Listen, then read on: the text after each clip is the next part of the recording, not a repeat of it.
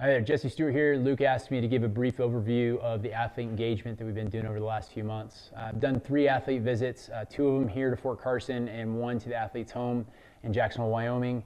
2 athlete visits here were rookie halfpipe team members Lucas Foster and Jason Wolle, and then I went out and visited Steve Nyman to do an interview and a workout in Jacksonville, Wyoming, and get some great fly fishing in with my father, who you'll often see running around Colorado Springs with his U.S. ski and snowboard apparel on.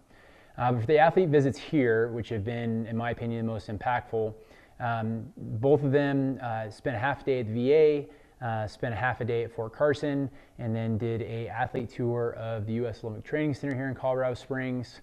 The only differences in those is Jason got an opportunity to stay an extra day and go do a tactical shooting session with a couple Task Force 300 to include Seth Lewis, who most of you guys know, being on the Military Advisory Board.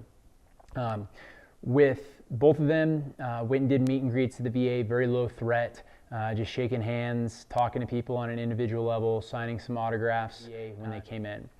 When it came to Fort Carson, that's where things got a little bit different. For Jason, because it was the first athlete visit, everybody's a little hesitant, and so he ended up getting to meet with the entire division staff, so 12 or 13 colonels. But it was still a great opportunity, and he really set the conditions for success for Lucas down the road. So when Lucas came out, he got the opportunity to co-present with me to 100 to 150 active duty military on the base. And Lucas spoke for about 45 minutes and did absolutely spectacular, and then did an autograph signing session, and then continued on for the U.S. Olympic Training Center. Both visits got extremely high reviews from Fort Carson. I believe Mountain Post Living actually did a nice article about Lucas's visit, and both of the athletes have been welcomed back with arms wide open. The difference was with Lucas was he had asked me if I would come live in his room for a couple days, and so he invited me out to Telluride for the first snow of the season, and I got an opportunity to go learn how to snowboard from Lucas, Jason Cannon, his coach, and one of his teammates on Jason's team, Cherokee Sandoval. And I am not a fan of snowboarding. I never have been. I did it one time, and I wouldn't even call I did it. I just slid down the hill one run and then got my skis back and went on my merry way. But I promised Lucas and Cherokee that I would stick with it for the entire day. And I had the 3 of them giving me a private lesson. And I'll tell you what, that was an absolute amazing experience. And as far as engagements down the road, there's a lot of money being poured into veterans organizations to teach vets how to surf.